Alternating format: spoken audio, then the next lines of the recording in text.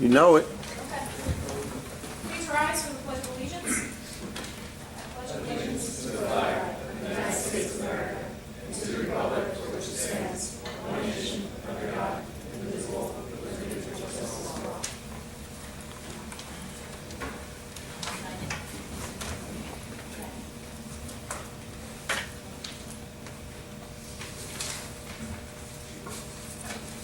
This meeting is being conducted in compliance with the Open Meetings Act. The Verona Board of Education passed a resolution at its meeting held on January 7, 2014. This meeting was set forth the schedule of its regular meetings, which resolution was within 7 days of passage. The schedule was sent to the Verona City Grove Times, the Star Ledger, the Herald News, the Township of Verona, and the Verona Education Association. Postings of this meeting setting forth the time, location, and agenda were posted in each of Verona's 6 schools, the board office, and town hall. This posting was also sent to the above newspapers, all SCA presidents, and SCA liaisons. The Verona Board of Education operates under consent agenda format. Any board member has a right to have an item pulled to be voted upon or discussed separately. Copies of tonight's agenda and resolutions have been made available to the public present. Mr. Sparrow? Here. Mr. Day? Here. Mr. Molino? Here. Mr. Eunice? Here. Mr. Quattrochi? Here. Okay, welcome to our second meeting of October here. We have a pretty important presentation scheduled for tonight, but before we get into the agenda, are there any questions or comments on the agenda item?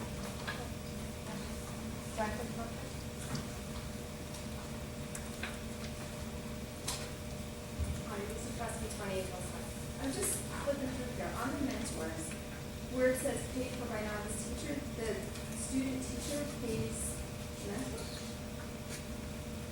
Okay, I just didn't know, thank you. Okay. You want to do superintendent's report, please, on the presentation? Sure. Okay, let's do superintendent's report.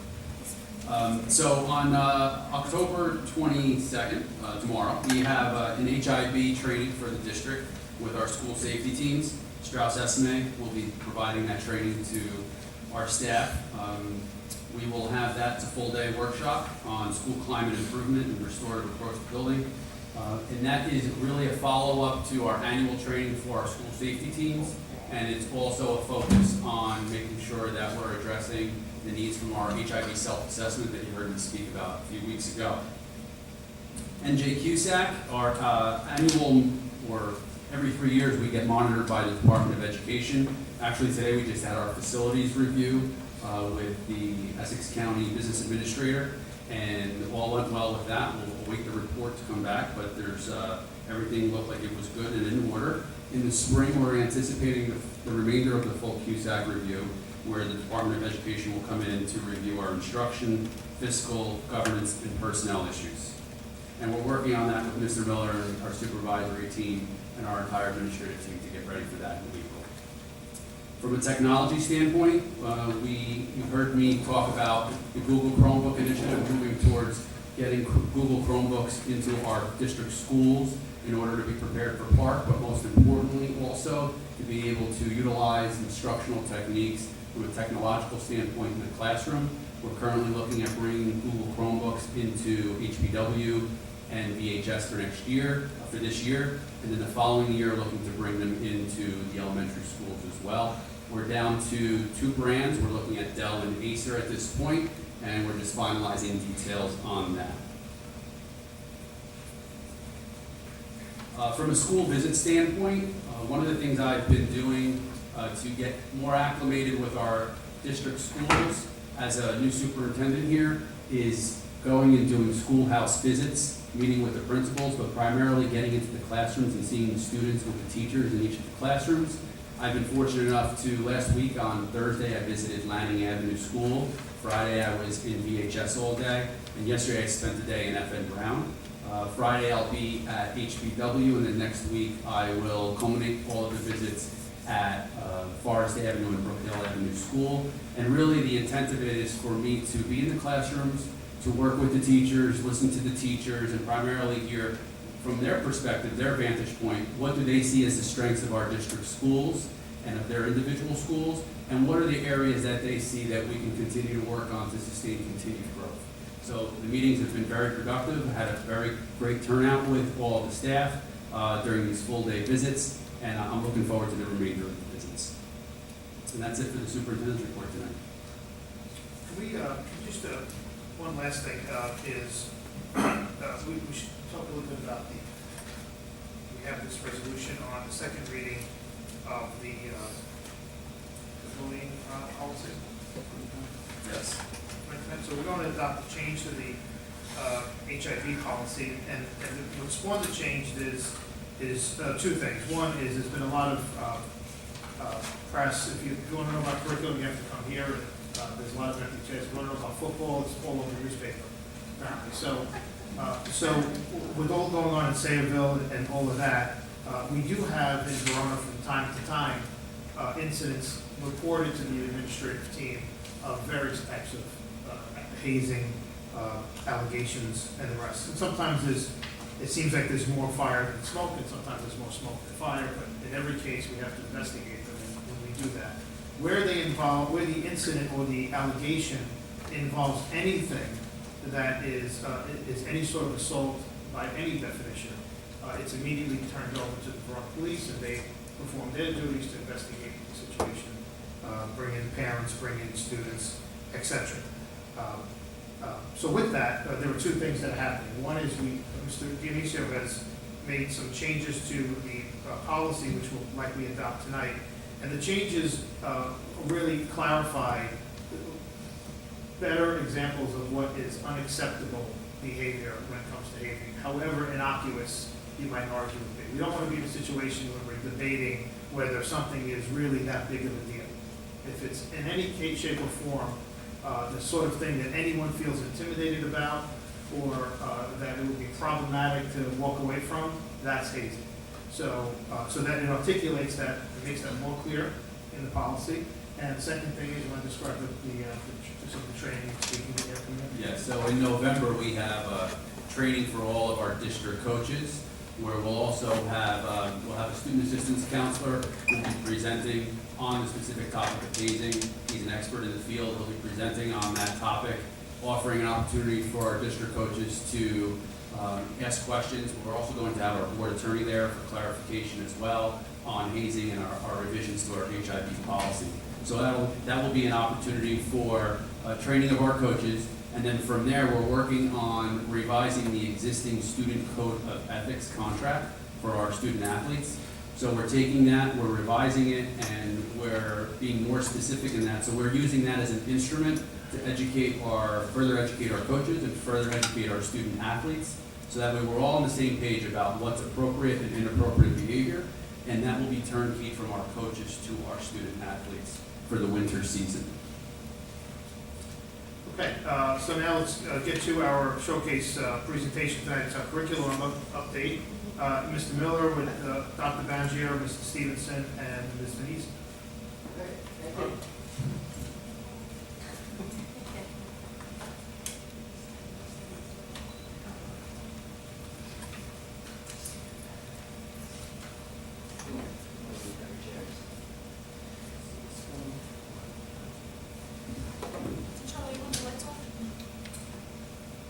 That might be risky. We'll see. Let me know.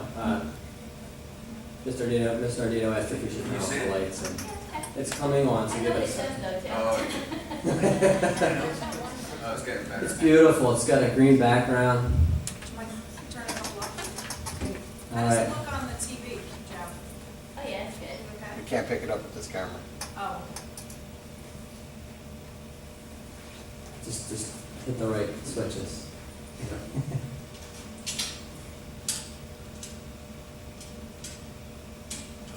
How's that? It's good? Yeah, good. A little bit of light so we can, I didn't say that, but. So good evening, everyone. On this night, we're going to talk about, I would say CIA, but curriculum instruction and assessment, and it's also data analysis of last spring and what we're doing this fall. All right, so we begin with our mission, our school mission statement, and underline some key words. We want our students to be active. So active is students learning, they're out of their chairs, they're participating, they're moving, they're having discussions, they're explaining. And then rigorous curricula is definitely one of the big buzzwords since 2010 when they passed Common Core about rigor. And then meaningful enriching really ties in with our understanding by design template. Most of our teachers are skilled in this, so we combine all this and we have really exciting learning taking place in our classrooms. It's not just days of old where everyone's quiet and learning's taking place. Kids should be talking, they should be experiencing, they should be having fun. So we want to begin with the end in mind. This is our understanding by design approach, but it's also our district goal. So it says the key to success is to begin with the end in mind, with the vision and blueprint. And blueprint we'll talk about in a minute as well, of the desired result. So our district goal this year, and really for the next few years, is to look at our stage 2 unit assessments with our understanding by design approach. And we're looking at the assessments and we're looking for complexity. So our goal is to work on critical thinking, to have students work beyond recall. So working knowledge, how do we apply this knowledge? How do we use new knowledge and explain? Because this is what happens when students graduate Verona High School and enter college and then enter the workforce. So again, since I'm a math guy, district goal equals complex assessments. That's the simplified version. Again, focus on enriching question complexity. We have the park that will be here in March and in May. So one of our goals is, if I'm a teacher of mathematics, for example, in Algebra 2, they're supposed to, let's say they have 6 units for the year. Each end unit assessment, the teachers need to analyze their tests. They need to look at that. DOK is the depth of knowledge. So depth of knowledge, the first is just recall. 2 moves up to comprehension. 3 gets more complex where there's not just one answer. These are great questions to ask students because this is what happens. I was just a few weeks ago in Bob Cash's classroom and they were figuring out how to go to college and how complex that test could be. Is it state, is it private? Is it close, is it far? Will I have to buy a laptop? What's the curriculum look like? Is it friendly to folks? I mean, there are a lot of variables that play into this. So by the end, the students are like, okay, it's not that easy. Because most students, when they're teenagers, want the quick answer. And it's a very complex task, actually choosing the right college. And of course, it means parents visiting campuses and students saying, I really love it, and you get the price tag of $60,000. Like, I like it too, if we have a really good scholarship. So that's what they're working on. And then the transfer test also exists in understanding by design units in stage 2. And that's where they're actually applying their learning and what we call transferring this idea either to another subject or to a subject beyond. So knowing why they learn math or why they learn social studies, history, why they're learning science and applying it to real life. And this is a nice little picture that we sent. I know I shared it with the board before, but when we were learning in the 80s, when I was learning in the 80s, it was really about recall. So if you could recall stuff, you were considered a genius. It was the way the ancients learned. You could recite poems, poetry. But we're beyond that now, so we, with understanding by design, work with skills and concepts, and that's what we've incorporated a lot with our understanding by design approach. But now we're also focusing on strategic reasoning. Again, questions that our students don't particularly love, and that we even learned with some of our parents this year that some of our assessments are definitely more challenging. The students have to think, they have to put ideas together. So this is what we're working on. And with our assessments, we're trying to build level 1, level 2, and level 3 in. So that's really how we learn. We move from here and we scaffold to 2 and go to 3. That's a good little visual. We're also doing on our second year of our state mandate for Verona student growth objectives. We call them VGOs. This Venezia loves when I say the VGO term. We call it VGOs because there's something called SGPs from the state, and our teachers and parents we're getting confused between student growth percentiles, which come out of PARC or NJS, or our Verona student growth objectives or VGOs. We control these. Every teacher has to have 2. With the exception of teachers from grades 4 through 8, math and English language arts. We had a meeting in June condensing worksheets. There were about 6 or 7. It was like a paperwork nightmare last year, so we put everything into Excel. And we have one sheet, well, we actually have one template with 3 sheets to it. It's available online on our website. The data form is included, it's like batteries included. So our teachers are required to look at prior data and current data. And this last column talks about how they think their students will do over several months or over several units. And then with our district goal, with our growth objective, we have teachers take a look at whether it be an exam, a test, or if it's even an open-ended question with a rubric. And the point is they have to look back at the standards, so they have to go back to stage 1 in their understanding by design. It's standards driven. Then they have to rate the standard. Is it 3, which has a lot of attention spoken about daily, or is it a level 1 where it's just on the fringe? And then we look at the assessment and we take it apart and we give the number of the question. We talk about if it's multiple choice or open-ended, and etc. As we go through this, what we find is at the end here, what is the point value for the test? Sometimes we don't really know, like the standards we really emphasize should be worth the most points. And what we're finding, and it's not just here, it's with teaching in general, we always didn't think of this. So this is our big goal over the next few years, is to make sure what standards should be emphasized should also have the most weight when it's assessed. And our teachers know this. Some are excelling at this, some, no pun intended with excel, so they're excelling. Some need a little more help, but we're using every faculty meeting that we have, grade level meeting, special development day to work on this with our staff. And in the end, we're going to say it's a great picture here of a golfer. It's teacher driven. You get the little pun. And the idea is that teachers choose what growth objectives they want. We can only give suggestions. I have to give credit to Glenn Stevens for the teacher driven. It's my bad picture. I love that picture. Now, what we also have to simplify this is we have a roadmap for success. We used it last year. Where we are right now are where our 3 ellipses are. So we are filling out the form. We have determined starting points, so we're gathering data. We're developing our assessment, and then we're also setting the achievable student outcome. On October 31st, which is very soon, it's next Friday, trick or treat, our teachers are going to have these Excel forms printed out and signed by our supervisors and then handed to our principals.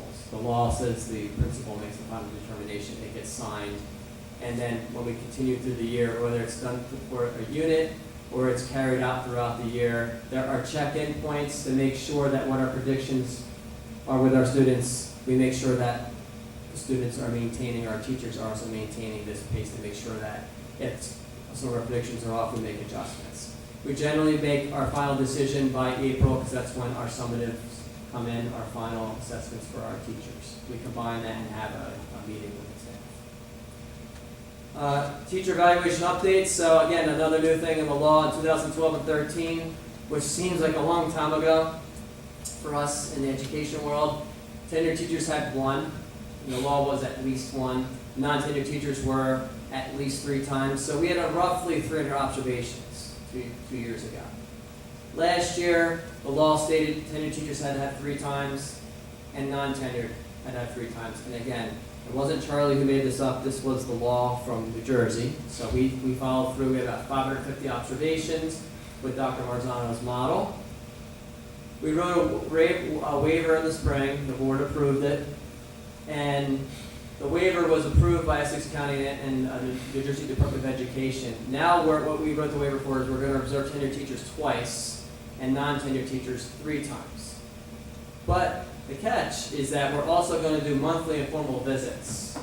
So we have a Google Doc that we've created, and I'll show you in a moment, but we should have roughly 1,600 informals. So it's about a 10 to 15 minute visit, and the teacher gets instant feedback on things that they do really well and one thing they should work on. So we'll have actually over 2,000 observations of our teachers this year. And as you know, in business or education, the more feedback you give teachers, the better they're going to be. You know, they're going to fine-tune their craft. So since we're moving towards Google, we have a Google Doc that was created. And we fill it out. You can fill it out on your phone. It's really cool. You can fill it out on a tablet, or again, I work for Google, but it's pretty neat. It's so easy to use. We fill out the subject, positive suggestions, a follow-up date, and then this is an example of a spreadsheet. And what we're doing is we're compiling the whole administrative team to have tabs so we can all see who we're visiting. Our goal is to see who we give a summative evaluation to every month. So there's a lot of overlap, and teachers are getting a lot of contact, and that's great for us in Verona. Now we're moving to some data analysis from last spring. So elementary, English language arts, grades 3 and 4. Again, this is the district perspective. We're still working with reading and writing workshop. Our partial proficient scores are lower than our peers the last 2 years, and that's what's circled here in blue. So 13 and 14, 14.4% of our students were partial proficient, where our district factor group, that would be where I live in Berkeley Heights, New Providence, Caldwell, Cedar Grove, was 17.2. The same thing here, 19.6 and 20. So doing really well. The reading and writing workshop clusters are competitive. So if we look at where it's green, that means we are tied or we exceed the mean. Here, when we have reading in third grade, 17.7 compared to 18.2. Again, relatively close. And again, we look here with our writing and our reading. So what we're trying to do is, and I speak with this with the board all the time, is that we can look at our scores if they go up or down, but we need somebody to compare ourselves.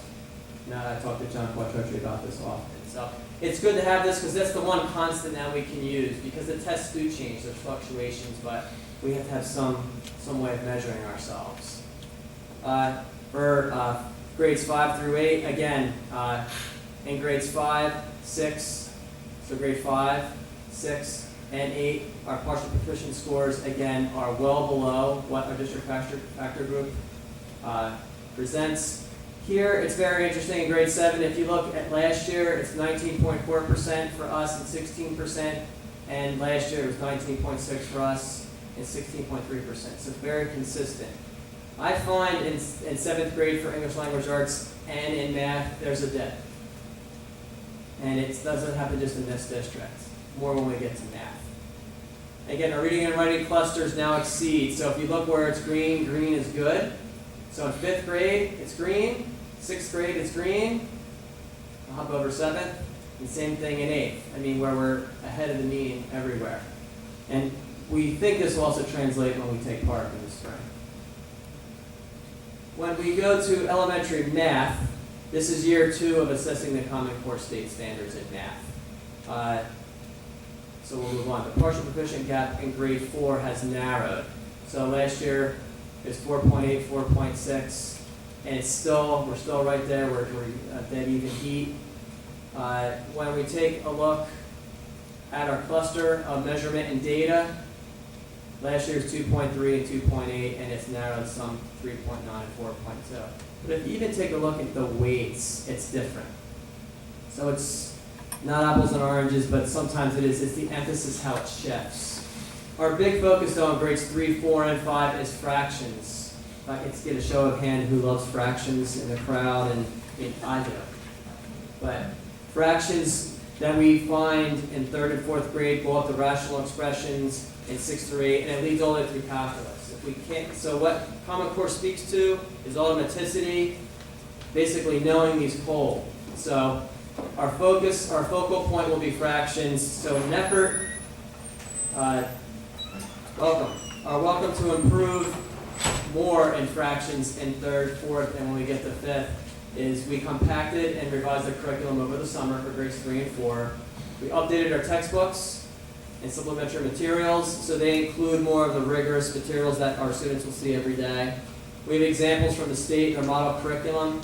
We emphasize the key grade level standards. There, in mathematics, we found that there is emphasis on certain standards over others. Again, fractions have a very heavy weight. If you look at the score, 12 points here versus like operations algebraic thinking, it's only like 5 points. There's much more of an emphasis on fractions. All right? And then lastly, what we're doing this year is elementary teachers and administrators, as well as math supervisor, are focusing on writing our end unit tests. So we believe by doing these 5 things, we will see a dramatic close in the gap. But we don't take the S next year, we take part. So that's reserved for the moment. Yeah, so Charles, just a couple of things, just to take a quick time out here. Sure. So the ask is, these results, so last school year was the last year that they'll be asked us, That's correct. right? right? And it's also the last year that we'll have HESPA, Correct. except for students that needed to retake it this year. Yes, We took it, or taking it this month. correct. They just took it 2 weeks ago.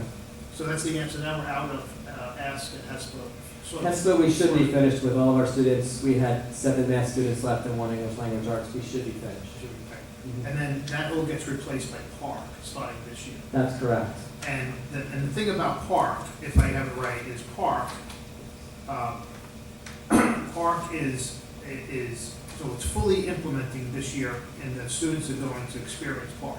Grades 3 through 11. But it's not fully a graduation requirement yet. It is not graduation. Well, when I get to that slide, we can go into more detail. And the state has alleviated some of the relevance of the Park results to the teacher evaluations It this year, has. right? We'll get into that as well. So you have that. Yes, we have that as well. And the second thing is, when it comes to the assessments, just to, every time we use the word assessments, Yes. depending on who's watching, we tend to get some anxiety that comes out of that. Yes. So the assessments are just a multi-syllable word for what we used to call tests. That's correct. So we're not, all we're doing is replacing, It sounds, it's, in a way, it sounds less intimidating, but to some people, it's more intimidating. right. Right. So all we're doing is we're standardizing Yes. the tests that we write and we give our students. Agreed. So that there's continuity and it better reflects sort of the ambition. Yeah, we're trying to build a bridge from what we have in our curriculum and our assessments to what the park is going to ask. Right, but we're not trying to teach to the park, we're No. trying to test the curriculum that we're supposed to be teaching. We are, so that's why we're not gonna be buying test prep books, we're not doing any of that. We Right. have enough people here to figure out. And in all of the results as you go through this, Mhm. I just wanted to point out to everybody, just as a reminder, Yes. when we set off on this journey, and we're probably ready to come out of this month, so we're waiting for you to declare we're out of mode 1 and into mode 2. Mode 1 was go after, in Verona, if you go back to 2010 and prior, our results when it came to partial proficient student performance Yes. was well below what we wanted it to be. Right. Right, so although we wanted to improve, we had a very big center. We were sort of thin at the top and advanced proficient. We were heavy at the bottom, heavier than we wanted to be, and then we had this belly of proficient. Right. So the first priority was fix the partial, put a Right. focus on the Shift them partial, into proficient. put a focus on the problems that are causing us to drag on partial proficient first. Yes. So by outperforming the factor group, that has shifted. It went from, we were well behind our peers to now in just about every case, The by better perception, results. well, ahead of the peers. Yes. And at some point soon, we'll be shifting kind of focus into more on the top end too. Correct. So we wanted to get kids that are in the, students that are in the partial and move them up into proficient. And then we want to go after the students in the proficient and help move them into advanced. You want to shift to the right. Agreed. Or up. Yeah, or up, it just depends how you're looking at it. So Right. the park test is aligned with Common Core, It is the 12 states that are left, it is their interpretation of what the Common Core is. so is the park a federal assessment? It's a 12-state consortium assessment. That we had teachers, politicians, et cetera, that took part in this design. We have to take these test grades 3 through 11 because we've accepted federal funding. So if your state opted in, if Yes. your state was one of the 12 that opted In in, 2010. it's your standard.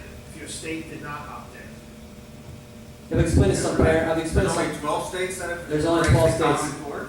there's 12 states that embrace PARC, Park, okay. which measures Common Core. But some states didn't even, they rejected the Common Core. The first 2 that didn't accept were Indiana. Texas and Alaska. With a 48, and now there are states, New York, just yesterday, the governor is on the fence about whether or not to really accept Common Core now. to clarify that for us, because we get lots of calls about this. Sure. Again, it does create anxiety for parents. It So does, PARC it's- isn't, PARC, unlike our own assessments, Mhm. is an indicator at this point. It's not going to reflect the students' No, when I get, ability and all the rest. no, But it's also not within our purview to say, gee, this all sounds kind of hokey.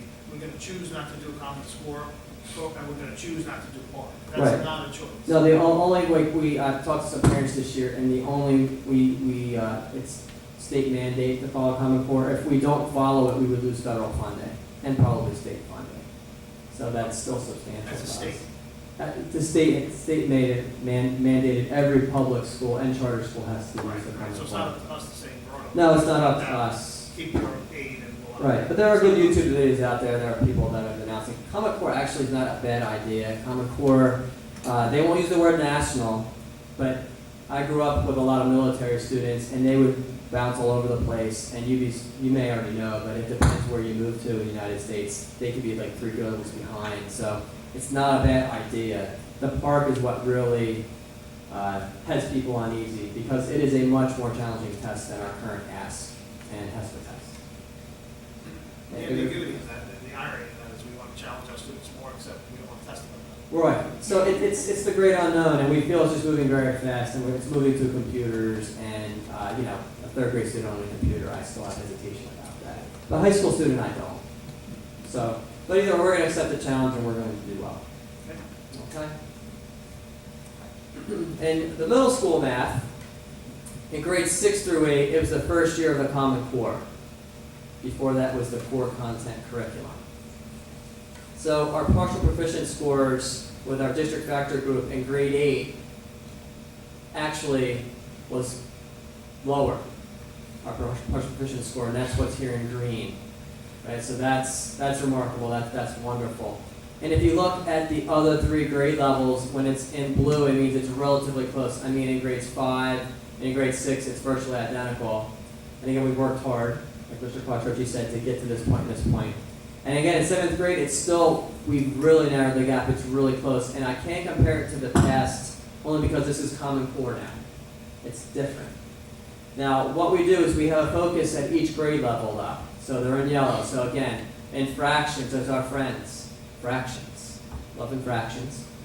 And in grade 7, it's really 2 that are close, but this is 16% difference, so we're going to focus on ratio fractions. Let me see if there's an obvious connection there, all right? And proportional relationship. So again, if we're stronger in fractions in grades 3, 4, 5, when they get to grade 7, they're going to be stronger. So it makes sense. And in grade 6 and 8, this is the last unit that we teach, is statistics and probability. All right, so we have to make sure we get to it sooner, and we have to make sure we up the rigor so when our students are asked these questions, they do well. What I really like to say is our functions, which lead into high school mathematics, is doing outstanding. It beats the district factor group, as well as our number sets. So that's remarkable. Now we're moving to the high school. We have HESPA. And it's better if I show you these graphs. So we start in 2008, and this again is our partial proficient scores in language arts as well as math. If you look at Verona, it was 8% and like around 10%, and it's down to 1.2. What that means for us, it's like 1 student in Verona. If you look at the district factor group, again, they've gotten better, but we've actually beaten them the last 2 years. So it's hard work on everyone's parts, from parents to students to teachers to administrators. If we take a look at our math, you can see it was close, and then there was a big distance in 2010, and then we have narrowed the gap, and actually last year we were slightly under. This is us, and this is our district factor group. And then this year, and again, I want to say this with caution on the plus and minus side, 1 or 2 students makes a difference for us. Whereas if we had 200 or 300 students that graduate in class, it'd be less substantial but since we have very few students, 1 or 2 students moves us 1 or 2 percentage points. Same thing overall with our advanced proficient results. If you look at 2008, from 2008 we were 11.7, like Mr. Quattrochi was saying. Now we're up to 43%. And you'd say, well, that's amazing. That's 4 times growth. Okay, we'll take a look at the district factor group. They were at 22 and they've gone up to 55. So they've grown 2.5%. We've grown 4 times. So although there's still a gap, we've grown tremendously over this period in the English language arts. And I look at math, very similar results. Again, there's a difference here, but if you look from 30% up to 40, and in here was 42% to 50, overall we have grown and actually exceeded the district factor group again. So what's interesting about this is these are the results for the 11th graders in the spring. Correct. Right. So we started this journey on curriculum for all intents and purposes in the 2010-11 year. Okay. right? Yep. The students that took this test then, and these results, the latest ones, are now 12th graders. Correct. Those students were in the 8th grade when we started to change the curriculum. Yep. As opposed to the students that will enter the 8th graders now and entering high school in September, a year from now. 15, 16. Those students are the first crop hitting the high school that would have benefited from the changes from the 4th grade on. Correct. And then the year after that are the students that, and I'm sorry, and then there's one grade Right. before that, there's the 3rd grade. Third grade. Right. So we should, we're starting to, these are the students, the tail end of the students that were sort of through 2/3 of their Verona education by the time we started to change it all. Agreed. And the Yeah, results are pretty positive. especially in English language arts, I mean, they go from 11% advanced to 43. It's just amazing. It's 4 times the growth. And even in because it's really hard to test. Like math, I think in a way is easier because it's very predictable. And like Dr. Banjo would agree with me, English language arts is more complex in some ways. If you're not familiar with the passage or sometimes you don't do well. But overall, this is a snapshot. It's amazing growth. And again, we want to say since 2008, we've increased advanced placement participation, focus on dual enrollment classes to earn college credit, and created new elective courses. This all goes hand in hand. It's the expectation.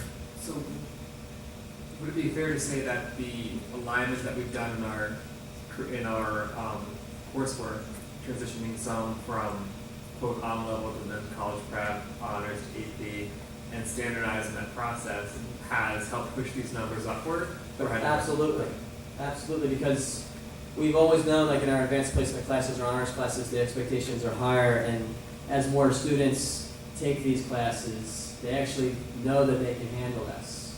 The discussion you had years ago was, I don't know if my son or daughter can do this. Now, the walls are down, the students are taking these classes, and we'll get to that probably, Mike, on the next slide. And just Go ahead. one quick question. Sorry to make you go backwards. That's I know okay. you're excited for the graphs.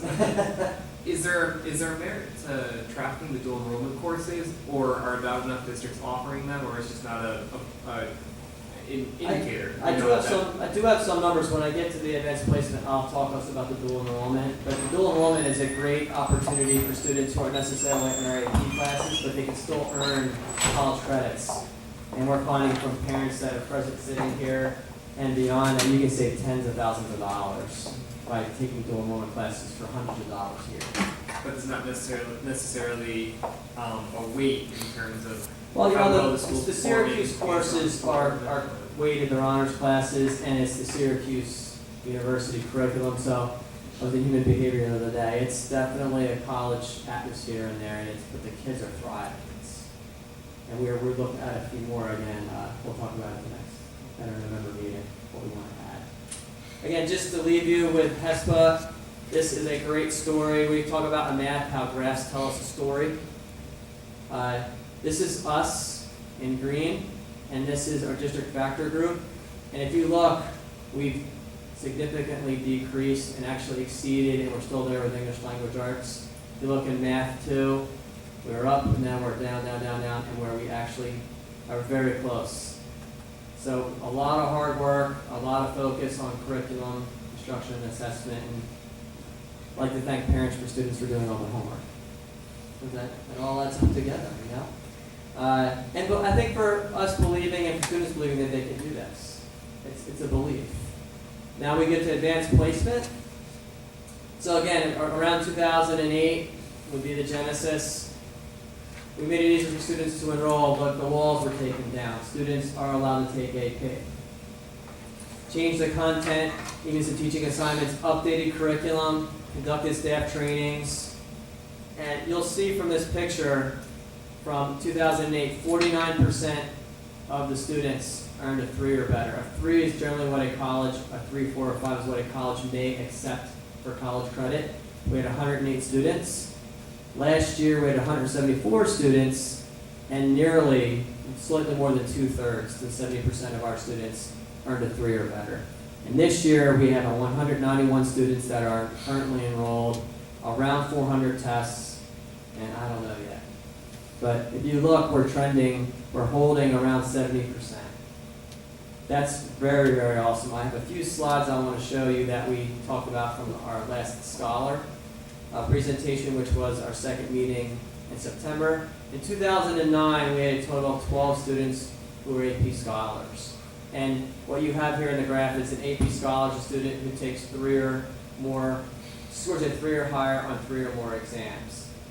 And when you break down the walls, you start seeing more and more students take exams, and the more they take, actually the better they get. So we actually have this year, and we knew this our 2 meetings ago, we had 6 students who actually were National AP Scholars. There were none in 2009. There were none in 2010, 2011. Then we had 3, then we had 2. So if you look at the number of students who are AP Scholars, 29. It's incredible.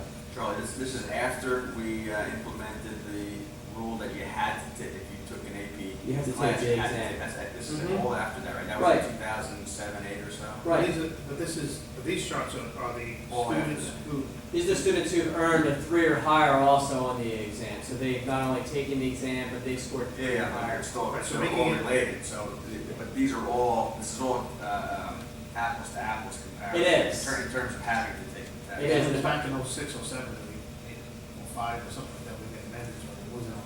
No, it wasn't. But if you look here at the student participation, it was slightly down. And look at it. 2012, it just exploded and boom, boom, boom, it moves up. And when you move to this, what you have overall is that students can do well in Verona. They are doing well. Our instructors' classes are bigger than ever, and yet the averages are maintaining or they're getting better. So I think overall it's teachers believing, students believing, and parents believing that it can be done. And again, 12 AP Scholars as opposed to 65, 1, 2, 3, 4, 5 years later. When you go to a couple of the highlights that I had in our last show, again, I'd like to point out with our English language, AP English language or composition, 2009, there were 15 students and they had a 3.2, which again it's a good mark, but with 32 students or 43 students, the average is actually higher. Most would say that's counterintuitive, that won't happen. Well, it's happening. And these are 2 classes, they're not just 1, right? And then same thing with English. This is an amazing stat. We saw this last time, but nearly 40% of the senior class. So I was at, a few years ago in Montclair. They had 500 students in the graduating class. Does Montclair have 200 students in AP Lit? I don't think so. But we have that equivalent in Verona.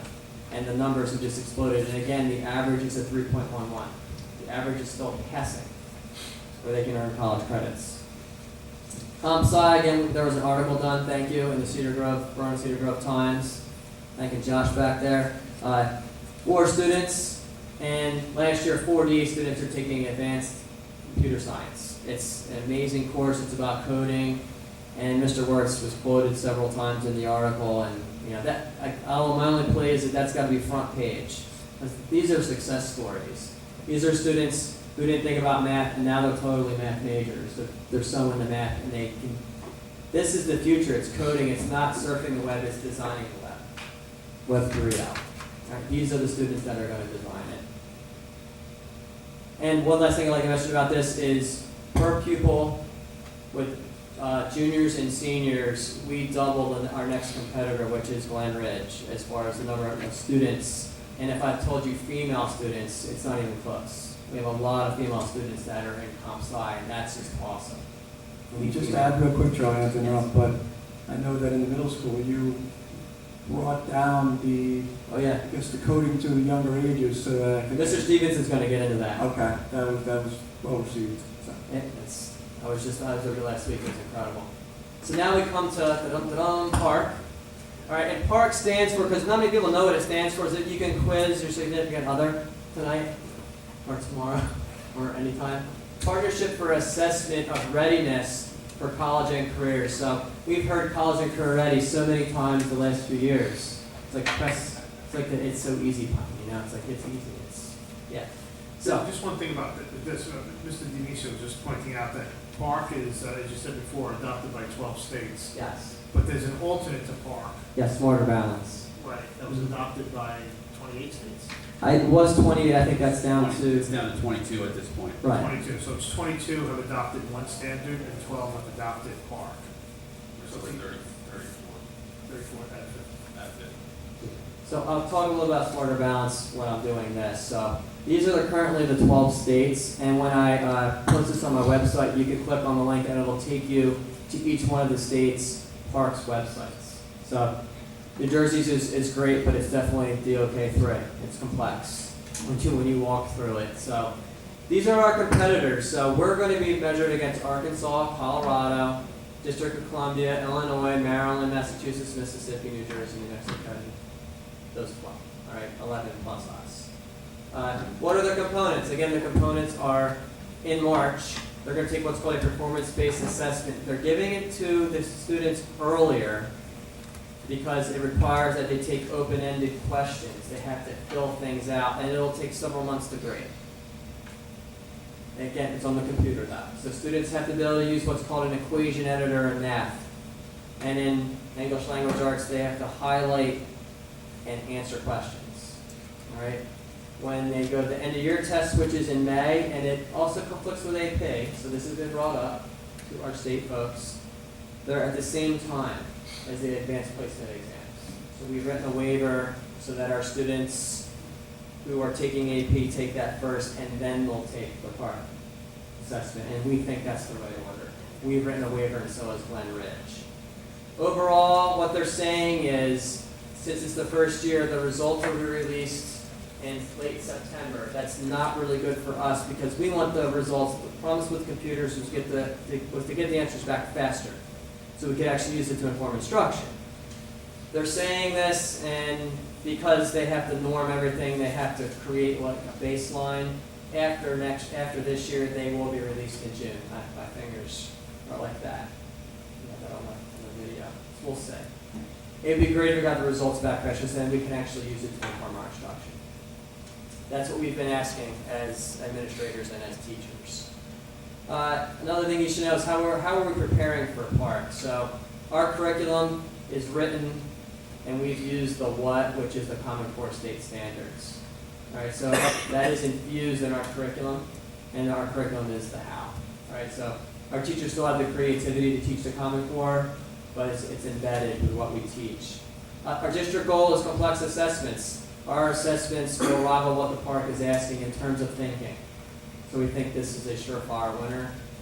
In elementary, we have a lab at each school. So our teachers are trying to visit the lab at least once a week to work with reading and writing workshop. Again, our students have to type responses. So we're working on that. As well as math instruction with using like the equation editor. So they have to go in, if they're going to type in a fraction, they have to click on something that looks like a fraction, and they have to type in the answer. They have to gain familiarity with this.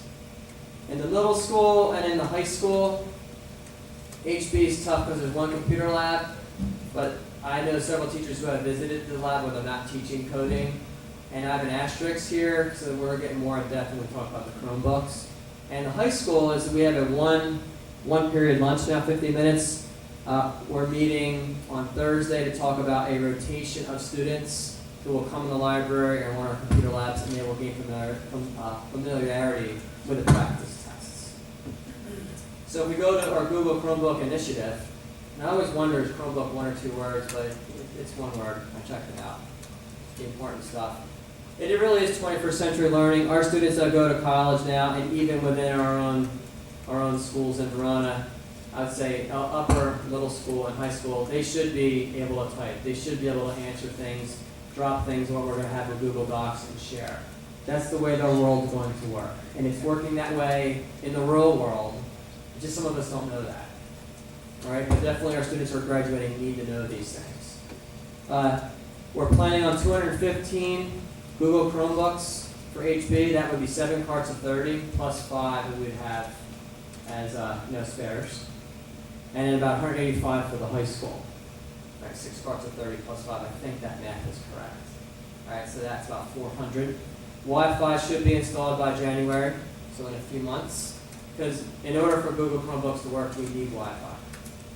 We do have certain places set up where Wi-Fi will work, but in order for this to work, and how we can purchase so many computers is that they're inexpensive, but we need to hook up. And we're going to, in HB as well as here, we're going to let teachers who we think will quickly adopt the Google platform, let them use it with their students all day. We have a lot of our humanities teachers already digital platform. It's very easy sliding over to Google, because if I'm doing it, they can do it. That's what we say. And everybody we meet says that. It's very easy to use. And what happens is they become spokespeople, I should say, on how to use these. And then other teachers want to learn. And then they quickly start sharing parts. And we're going to train teachers. This is Google University. There's training in spring and summer for teachers who really want to learn this. And again, we take our stakeholders, our teachers who are really excited about this, and we give them a big push. If I go back real quick, because I said I promised this for our park, there is another test called Smarter Balance. It is a larger consortium. It's very similar in grades 3 through 8. However, they do not give a 9-10 test. They only give a HESPA-like test for juniors, where park will test students in 9th and 10th, as well as 11th. Smarter Balance doesn't do that. It only gives a HESPA. In a way, I kind of like that approach because we're testing our students too much. With math, it's a little different. It's based upon the subjects. So we have some students in 8th grade at HB that are taking geometry. They will only take Algebra 2 when they get into the high school. And right now, for the next 3 to 4 years, it will not count as a graduation requirement. When we met at Caldwell College on Friday, we had a guest speaker, Dr. Jeff Hager. He's actually running the assessments for the state, and he has some tough questions to answer. What he says right now, it has no implications, Park, on students gaining acceptance into a university or college. What it does is it helps them with their placement, whether they have to take remedial courses or not. If they earn a certain Park score, then they will be allowed to just enroll into the regular college courses where they gain credit. So moving forward with Google. I'd like to call Dr. Vanjie for Humanities.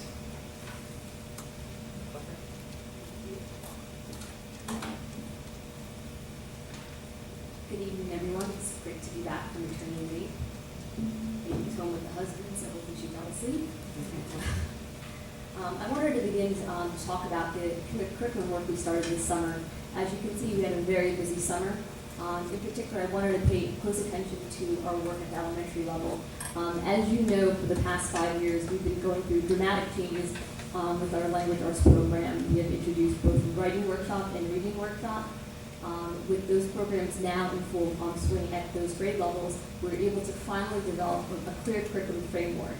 And in these documents that are going to be board approved, really articulates across the spectrum as far as what our literacy program is really about. So we're looking at our phonics program at the lower levels, as well as getting into a reading and writing, as well as our word study program. Continuing on looking at elementary, one of the areas of focus as we continue to dive into literacy is working across the disciplines. One of the big things about the Common Core is that literacy is important in all subjects, not only in English. So what we're trying to do at the K-4 level is really develop interdisciplinary units in which they're really using literacy as the base to learn about social studies, to learn about science. Another major aspect of language arts at the elementary level is we're really trying to push on differentiation. One of the ways that the workshop model is so great at that is that we really work at the students' levels, both in reading and writing. And the way that we've been able to do that, and we'll continue to do that, is through developing guided reading groups, partnerships, as well as book clubs. What you'll notice a commonality amongst all these different attributes is that these instructional levels are really based upon the needs of the students, which is why the workshop model works so well with our students. And as going back to what Mr. Miller had said prior, is why also our scores have readily improved each school year. Now that we're able to really finalize introductory programs at the language arts level, we wanted to communicate those changes to the parents. So next week, this is a free advertisement for this, is we're going to have our first annual family literacy night for our elementary parents, in which they're going to be able to learn about all these changes. One of the questions we always get is, how can I help my child? What can I do at home to really continue the work that you're doing in the classroom? And this night is all about that. We're going to have over 13 breakout sessions in which parents are signed up for. Currently we have 193 attendees who've signed up. And this is going to be a great opportunity for parents at the K-4 level to really learn about what goes on in the classroom and also how they can extend that learning to home. And just going to be back into Mr. Miller had said earlier, as well as the questions that the board has asked. Another session that we are going to hold that night is about park in the Common Core, so that parents with their questions are able to learn about what exactly the standards are all about, as well as how they can look at the park and what does it really mean for their child. Moving on to our middle school HBW, we have adopted a new language arts series at grades 5, 6, and 7. These series are aligned to the Common Core, and because of their new additions, we're able to obtain online student accounts for each of our students, and because of that, they're going to be able to prepare for the park through at-home activities. So while we are continuing to absorb the technology into the buildings ourselves, with these new series, we're able to now extend that learning to home and better prepare our students. Another aspect that we're trying to work on is continually introducing informational text in the classroom. One of the major things with the Common Core is that our students are more prone to reading informational text across the disciplines. So what we've been doing for the past 3 years is increasing our use of periodicals beyond language arts classrooms. We've been continually connecting our fiction pieces that we do read in class with informational-based texts. We're introducing primary sources at younger grades, as well as the use of document-based questions. That work is also being continued at the high school, with most of the work being focused upon the higher level of development of DBQ questions, which is essay questions that students use to answer based upon primary sources. Going back to what Mr. Miller had talked about, one of the areas that we are really pushing for at the high school is the expansion of our dual enrollment classes. And with respect to the humanities, 2 of the new classes that we did introduce this year was a nonfiction class as well as human behavior. Nonfiction is a great opportunity for us to really entice our students who are not really engaged in literature in the fiction areas. So nonfiction is a great opportunity for them to really hone in their expertise and really also obviously align to the Common Core. And with respect to human behavior, for the past, I want to say 4 years, the course that has gotten the most student interest has been human behavior. And based upon student interest, as well as also pushing ourselves to our students for rigor, we've introduced human behavior. We have a great deal of student interest, and we're excited that the program is continuing, hopefully expanding for the coming years. For world language, which often is not really spoken of, we are really pushing to develop common assessments that really focus upon all domains of the target language. And when I speak of the 4 domains, I'm speaking of reading, writing, speaking, and listening. And of those 4 domains, we've really been trying to hone in on speaking and listening. Every study has shown for a child to really retain a target language, they really continue to both speak and incorporate listening activities in the classroom. So one of our prime areas of focus this year has been trying to include all those domains with special attention both on the speaking and listening. I'm going to turn the mic over to Ms. Venezia, and she's going to talk about special education.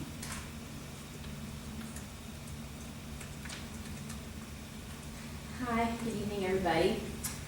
So I'm going to start with the special services curriculum. I really should have written special services up there more than special education that we worked on this summer. There's really very few curricula that is unique to us. That's just about it with the addition of our ESL curriculum. This really makes up everything that we do different than everybody. But we did a revision really based on what happened with the Common Core for our preschool. Preschool went under a revision that really aligned us to the Common Core, which I'll talk about more in a second. We revised our math course up here at the high school, which we call consumer math, and there were 2 levels of consumer math that we revised. And then we also looked at our curriculum for job sampling and transition. Again, that's another VHS course offering that we have up here. So let me start with the preschool first. Our New Jersey preschool teaching standards now match the Common Core standards for kindergarten. As you know, Common Core is aligned K through 12, but what we have is real clarity for our 4-year-olds who exit preschool as they get ready to enter kindergarten in the areas for math and language arts. And what we've done is we created all these new end-of-unit assessments for our math and our language arts units, and we're trying to really align to our district mission, which is to try to push those depths of knowledge. We're exploring getting up there to those higher depths for preschool students. But I will tell you that the preschool learning standards document from the state is 144 pages long, so you are very busy when you are in preschool. So we're working very hard, and I do want to really give a big shout out to my 3 preschool teachers, Miss Bifulco, Miss Janice, who do our half-day program, and Miss Minerva Bunya, who does our full day. They are amazing, and they've done a lot of hard work with me to revise that curriculum. We're really proud of it. Consumer math, as I said, is a VHS course offering. We have framed that around many of the 21st century life and career standards that the state has put out. We couldn't address all of them. What these courses do is it provides alternate options for students in math. Some students don't go on the track of Algebra 1, Geometry, and Algebra 2, and this is an option for them if they want to choose these math courses. That's very driven by each student's individualized IEP team to make that decision if they take it or not. Level 1 has many isolated skills in it. So for example, we might do a unit on just shopping, what it's like to shop and understanding discounts and percentages. Another isolated unit on savings and being a smart saver. What we do in the level 2 then is we build upon all those individual isolated skills, and we try to create a year-long course that kind of runs a thread through every unit. So you need something from the unit before to go into the next unit. So what we did there is we looked at setting financial goals in Unit 1 and using those goals to string you all the way through every unit where you're developing and maintaining a budget and looking at income options and how you're going to have a checking account to pay bills and how you're going to pay for a cell phone and which one to buy a car and can it meet your financial goals. There is an option that maybe some of those students would need 3 years of math, and we really could extend that level 2 into 2 years if we had to. So we're really proud of that, and Ms. Meek is doing a great job implementing that this year with our students. And then last but not least, our job sampling and transition classes. We really like to look at this in special services as a program and not really a curriculum. So we want the students to take those courses together. These are for students who are really exploring post-secondary options. They're not really sure what they want to do, and they really want to do what we call job sampling. So we present to them first some topics and things that we cover in transition. And again, we did look at our New Jersey standards, which are the 21st century life and career, to frame a lot of what we do. But the reason we like to call this a program is because we do so much more. We look at things like kids building self-advocacy skills and learning phone etiquette and their resumes and things like that, things that just aren't in the standards there, but we want to really prepare them for moving on for life after VHS. So that's just a little bit about each of the courses. Mrs. Verona is our new teacher this year on that for those classes, and she's doing a great job with that as well. I do want to emphasize before I turn over the mic to Mr. Stevenson that all the great things you're going to hear that's happening in humanities and in our math program is happening with our students as well. They are not, segregated. There's very few opportunities that we need to make for our students where they need a specific curriculum or different instructional materials. We really do make them part of everything that's happening here in the district, and we're really proud of that. Okay. Thanks so much. I'm going to turn it over to Mr. Stevenson.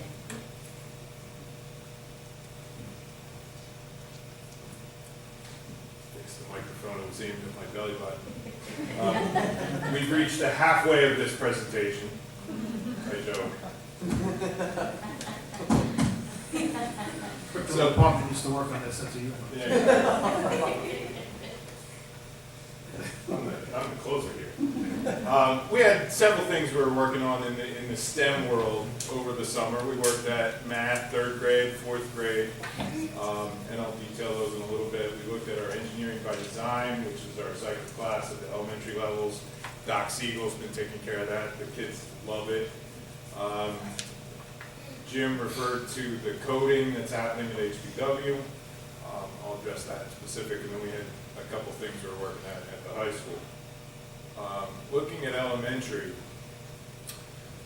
when I got here last year, I discovered that our 3rd and 4th grade math books had been purchased in 2009, and they were aligned with the New Jersey core content and not the Common Core.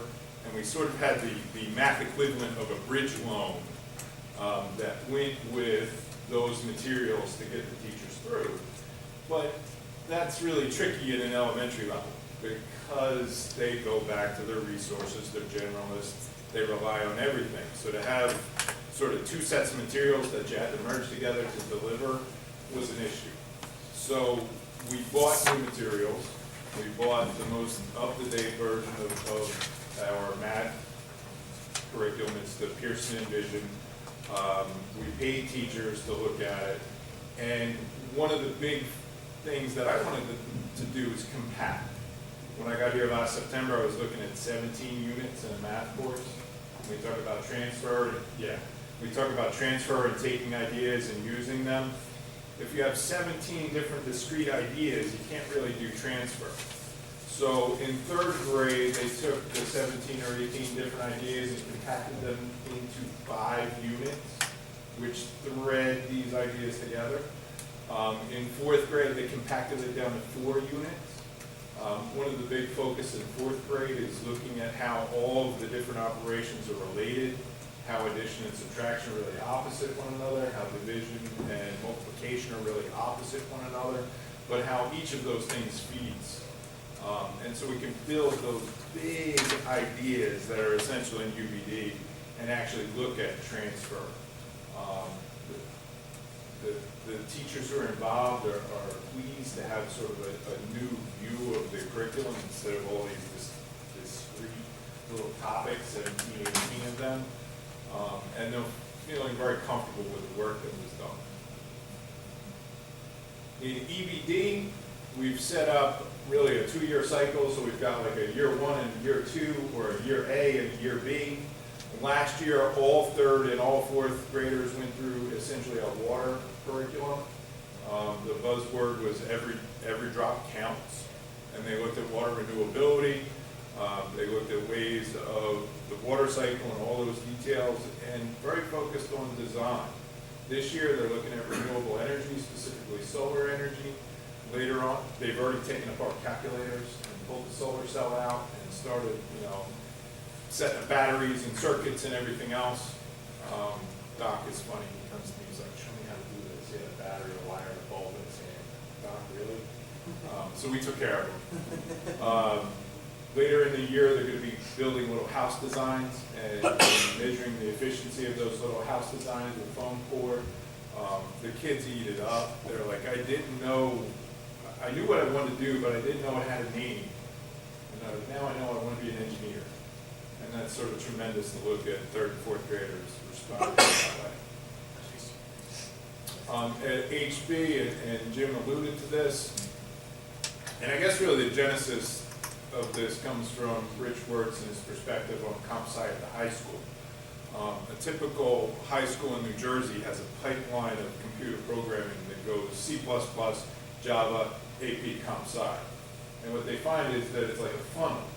But it's a funnel that starts real wide and narrows down, and you have a small pool of kids taking the AP comp sci. Rich decided to flip that around, and instead of going through C++ and Java and then AP comp sci, they start with AP comp sci. And then he has post-AP comp sci. And we have a 6-month introduction, fundamentals of comp sci. And he and Andor sat down and basically distilled that for 5th and 6th grade. So in 5th grade, they're getting just basics. They're taking their technology courses from, 1st, 2nd, 3rd, 4th grade, and going a little deeper. But then in 6th grade, they're actually programming with Scratch. And it's really cool. Charlie he came to me, he watched it a couple weeks ago. I saw it in the early phases, it's a plug and play kind of thing. But what Mr. Kish has them doing is really talking about how they put that together and the thinking that went into the choices they made and how they put their little programs and got their little animations to go. I see this expanding in the future, and I really see, I've had a lot of philosophical questions with Rich. We sort of look at coding as the new 21st century literacy. If you wind back 200 years, you were elite. If you were illiterate, you could read and write. I think in the 21st century, you may be elite if you can code. And we look at all the things through code.org and the hour of programming, hour of coding. It's pretty special. And again, it's all about sort of promoting coding and that all things STEM. That's what this is about. Here at VHS, we took a deep dive in Algebra 2. What we found was, although our curriculum was aligned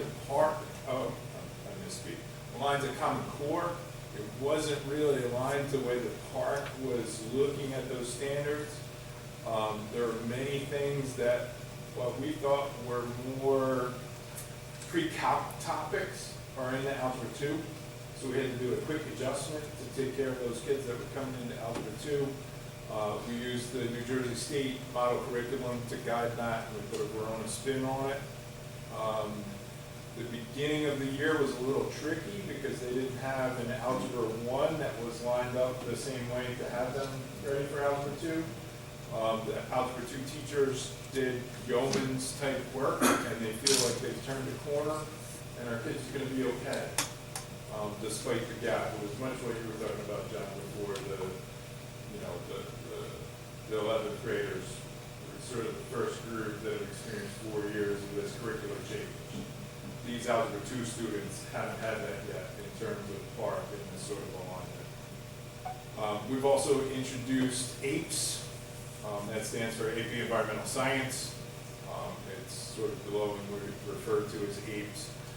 We took the UBD approach of Verona and combined it with the College Board guidelines, and I think we've got a good initial product there. I worked very closely with Mr. Cascone to put those together. I think it's something we can be proud of. Anybody have any questions? This is our first year. First year. The current year. Yes. That we're in now, Yes. right? That's not for next year. No, there's initially I think 60 students signed up for it. It's dwindled down, but it's still in the 50s. And so, kids saw something new, shiny. I have to have that, and they streamed towards it. A few got cold feet and decided other avenues, but I think it's going to be a good fit. Okay. I think that's it. So we got one more slide. I got one more slide. Oh, thank you. You're welcome. I forget. The biggest update for the district level is the next generation science standards were adopted by the state board in August. The New Jersey Department of Education has laid out an implementation timeline that I'm not entirely sure I agree with, but it's what we got. I think I'd start at the bottom. They want us to start at the top. Charlie sort of echoes that. So we have 2 years to implement next generation at the secondary level, 6 through 12. This is sort of what they did with math a couple years back, right? They said start it later and then we'll fill in, Right. right, which is sort of. Right. Thank you. I would rather see a phased implementation, but I know that'll never happen with the people on the 4th floor of Trent. So this is what it is. We've got 2 years for 6 through 12. We've got 3 years for K through 5. The biggest significant change is the approach. The next generation really begs a design-based pedagogy, whereas the previous standards were more of an inquiry-based approach. And then if you wind it back to 2004, there was a laundry list of content approach. Was there there was some talk, I thought, recently about having a science requirement for graduation, but then they took that away a couple years ago. They proposed the idea, they scheduled it and killed it. The state sort of flirted with the idea of all the end-of-year course assessments. And biology was the first one that they rolled out. And initially, you had to pass that biology test to graduate high school. They made noise about that for 2, maybe 3 years, and then nobody said another word, right? But in the meantime, they attempted the Algebra 1 end course that just was apparently a miserable disaster. Push that, never speak of that again, sort of thing. Yeah. Great. Any questions for Mr. Stevenson and the rest of the curriculum group? And you put your, Oh, we just gave a little shout out. This is all of the different colleges that students were accepted to for VHS class of 2014. What was it, 200? Over 200 college acceptances. the interesting thing about this, I sent it out to the board the other day, kind of separate and away from, somebody called me about questioning, how do we measure the sort of colleges that Verona graduates are going to? It's not always about colleges, some students that have different tracks, whether it's military, gap years, trades, whatever.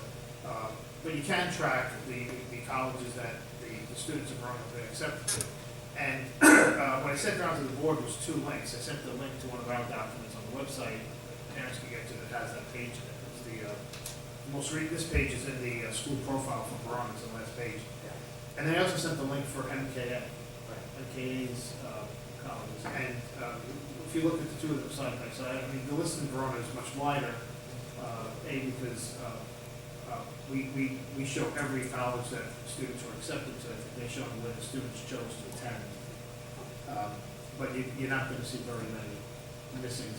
And if you look at it over a 3-year period of time, you will see, like you may see a college, I think a college that might be noteworthy on the one list this year and not on the other list. If you go back a year, you say, oh, there it is, so somebody last year went there. But what's impressive about it is that it's still, there's a high number of them, and they do run the gamut of different eyebrow-raising names of schools, but it does run a wide scope.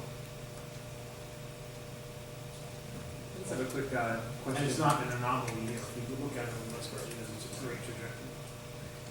As we look back at the data over the past, I guess we started this 4 or 5 years ago, you can see that there's been a lead up, and I guess in the past 2 years, a bit of an explosion in terms of our progress. Are we at a point now where we're starting to see, as we standardize our benchmarks in-house and our assessments, alignment to that progress? And so, and yes or no, and then, as you look at the data in-house, were there any surprises, or were you pretty much saying this consistently, we expected to just outperform, and this is what we're seeing in-house, and it's playing out like we planned?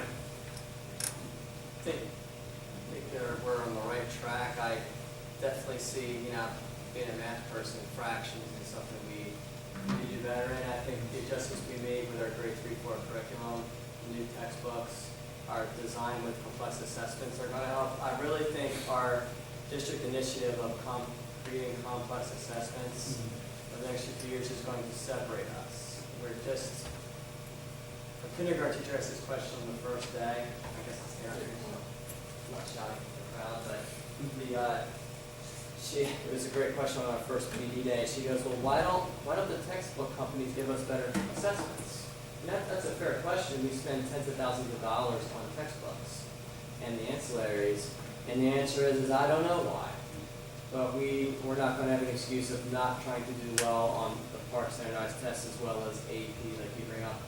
We have experts that are in our own schools that love wrestling with these ideas of making more complex tests. And again, not difficult, but where you have to take into consideration 3 or 4 balls that are in the air, and why do they relate, and then how can I explain it? The key is explaining it. So when we were kids, it was like, you just give the answer 5 and say, oh, I'm smart. Like now it's like, well, why is the answer 5? And the way I explain it and the way John would explain it could be different, but we could both be right. And Steve and I definitely would have different answers. But we both could still be right. So the idea is if Steve believes what he interprets with the data that's given to him, and I see my interpretation, we're extrapolating numbers sometimes. As long as we can back what we say, that's the key, and that's what we're doing now. And I know a lot of districts aren't even attempting to do what we're doing, but we're doing it. And again, there's a lot of kicking and screaming on the way, but we know we're doing the right thing. And when the bell rings and we have to take these assessments, we think that we're going to stand out, and that's why we're doing it. But in the end, when kids get into college, they are asked to perform these tests. I remember going to college myself and being overwhelmed sometimes by the things that were asked. I wasn't prepared. I think our kids are prepared with the AP, with the dual enrollment, and with our idea of really digging deep in our understanding about design units, especially our stage 2, our assessments.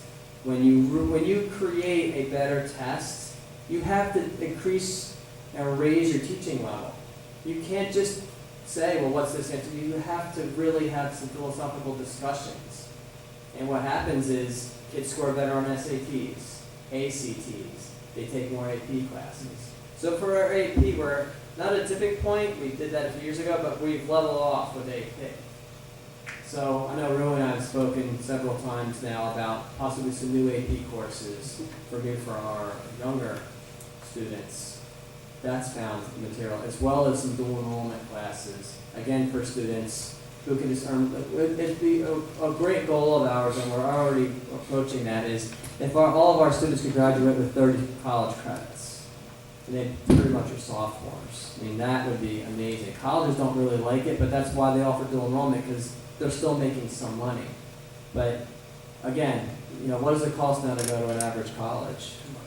Too much money. $55,000. Right. So what if we saved every parent in this district potentially $55,000? I mean, it's just, even if you see it at $25,000, it's just something I think that we can and with what we're doing. So is it fair to say that in Verona, students are getting 2 documents, so to say, at the end of that year? They're getting their report card, which has that 5 answer, right? Mm-hmm. Like 5. Right. And then they're getting their profile, which is based on that Excel document and the growth goals. They're getting some different profile saying, this was my growth goal, this is where I ended up, and the progress I'll be making years ahead. Would that be fair to say? Or That's fair to say. And also, like Dr. Benji was saying, we're definitely emphasizing the idea of differentiation. So you see it beautifully in Reading Writing Workshop. It's like they just don't read one book like See, Spot, Run. They're reading multiple books, different books from levels A through Z, and it's like whatever's right for you, Mike, is what you read. And have guided reading, shared reading, that be different approaches that work with students. And all students, they don't in the end go, oh, I'm Q, I'm R. They say that, but they know what's their just right book. And if they try to reach for a book, and look, we want them to reach, but sometimes we say, look, you still need to be here. But as long as they're striving and they have the intrinsic motivation, they're moving themselves forward. And students that are stronger in writing and reading in elementary, it definitely translates to higher SATs, to more AP classes, to getting accepted into more Ivy League schools, more scholarships. I mean, what's amazing about this college list, and it's so small you can't even read it out, my apologies, is that there are only, 157 students, 160 students that graduated, and it's just, these are fine schools. I mean, Princeton's on there, Cornell's on there, as well as Montclair State. So it's like, we have a lot of students that go to Montclair State. That's great. That's still a reasonable school. I mean, it's a state school, it's affordable. And again, what our students put into their education, they get out. So I think overall, we should be proud of our students that actually get into schools. And I agree with John. We have to say where they're accepted, because financially, some students just can't go to some schools. One of the students I talked to a lot last year was Daniel Wade. If you remember him, played tennis, and he's going to Brown, but it's also costing him $500,000 to go. He wants to be a doctor. He's going to make it, but that's quite an investment, and that's after getting scholarships. So there are some students that are saying, I'm willing to do this, and other parents are saying, look, we just can't, but we go to Montclair State, and you can become this or this, and you can get your graduate degree, and that's a great goal. And the last thing I'd like to say is, maybe not every student will go to college. I think we're at 90%. But we need to prepare students to have the option to go to college. The students are very good and creative. They can still go and get a business degree and run a business, or they can if they're a fantastic builder, they don't have to be, like I say, I love building, they don't have to be 45 on the roof. They can direct people who are younger than them to be on the roof, but they know how to design and know the business aspects, how things work. So college should always be an option for all of our students.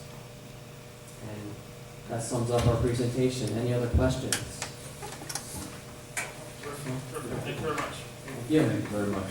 I'd just like to add that none of this would be possible without clearly the support of the Board of Education, a very thoughtful and strategic administrative team, including all of our building principals, as well as it does truly take a village, our committed parents who are supportive of the schools and supportive of their children, and excited students who come to the classroom every day who are motivated. And last but certainly not least, all of our committed teachers who are very, very hardworking, K through 12, and all the time that they put in. So hats off to everyone. Thank you very much for the presentation tonight. You're welcome. Okay, we have a finance committee report. Yes, Finance Committee did meet tonight, and we spent a good deal of the meeting talking about the refinancing of our long-term debt, specifically as it relates to the 2006 bond referendum. We did this a while ago, a few years ago, for older bond issues, and did save a decent amount of money. And we've been alerted that it's a good time to look at our 2006 bond issue and perhaps refinance that. Now, there's a little bit of a wrinkle in that the 2006 bonds are not callable for 10 years after they were issued, so 2016 is when they're actually callable. But you can still refinance with a slight penalty for those bonds that are not yet callable. And so we're pretty close to 2016, so it does seem to appear that going forward with the refinance is going to save the taxpayer some money in the long run. On tonight's agenda, we are approving Phoenix Advisors to do a complete study of this and to give us the insight into what it is that they think they can save. It's a reasonable amount of money. It's over $100,000 a year at the estimate now, but we'll know better and we'll have really pretty finite numbers once the Phoenix Advisors do their complete analysis. So this is to be reported on in the future, and but it looks like the timing is right for that whole bond issue to be refinanced. We also talked about, at one point in the past, we talked about perhaps contracting with a company called Source for Teachers. It was a company that was going to come in and provide us with some with temporary help that they would be providing to us, as opposed to us going out and hiring these people ourselves and putting them on our own payroll. They would be substitutes and also some student aid, or actually the student aides. We did receive that proposal, and at this point in time, we're not recommending that, or at least the finance, Ms. Nardino is not recommending that we go forward with them. We'll continue to keep the aides on our payroll and hire the substitutes ourselves. The whole impetus was necessitated by the Obamacare stipulations that are about to kick in terms of the number of hours in a week that these people work, and if they exceed 30 hours, then you would have to give them health benefits. We thought this was a way that we could provide the services that we needed without having to provide the health benefits, which is extremely costly and which we would not be able to afford. But we've made some other adjustments in terms of hours of some of our employees, and we'll continue to monitor the substitutes so that they don't exceed the number of hours where we have to give them benefits as well. In that regard, we also talked about the aides and their hours of work. We made an adjustment in their work day because of the Obama requirements, and we were rethinking that and we'll report on that at a later meeting, but we did cut back hours but retained the same rate of pay, but now we're looking at adjusting the rate of pay so that there's no monetary impact on the aides that are working. The fact that they're working fewer hours and won't be getting benefits, but the pay won't be harmed. And we'll hope to really report on that finally at the next meeting. But that was the direction we look like we're going in. Beyond that, we did talk about some additional fundraising activities and some advertising revenues that we've received in the past, and what newer ways that we might be able to come up with some fundraising activity, maybe district-wide fundraising activity that would be more beneficial to us in the long run. And perhaps looking at advertising revenues, which have kind of fallen by the wayside a little bit, not in terms of what we've been able to bring in, but in terms of the attention that's given to them because of other things that have taken priority. And I think that's about it. Mr. Dave, anything to say on that? I have one question. So any savings that we get from refinancing the bonds, what are the options for that money? There are really none. The options are that the taxes would be lower, the debt service requirements of the district would be lowered, and the savings goes directly to the taxpayers. And we did refinance some older bond issues, and there was a fairly substantial amount of savings, over $100,000 a year. That doesn't equate to an awful lot on an individual basis, but still it's a couple $100,000 less a year that we would have to raise in taxes. So, but it is a taxpayer benefit and not a district benefit. It's a taxpayer benefit. The only other thing I wanted to point out to the rest of the board, on Resolution 26, the fee for Phoenix Advisors to handle that refunding is $17,500. The public has that. 17,500, right, so that number just came in today, and then during the meeting, I emailed the consultant and asked him if we didn't refinance, would we owe them that money? And he said no. There's no refi, we don't pay them for any of the work. Right. Okay. Okay. That's good. He's also going to give me an estimate of what the other closing costs may be, just so we have a heads up as to what that might look like. I just want to say I really appreciate the Finance Committee's decision to go ahead and keep that rate of pay the same.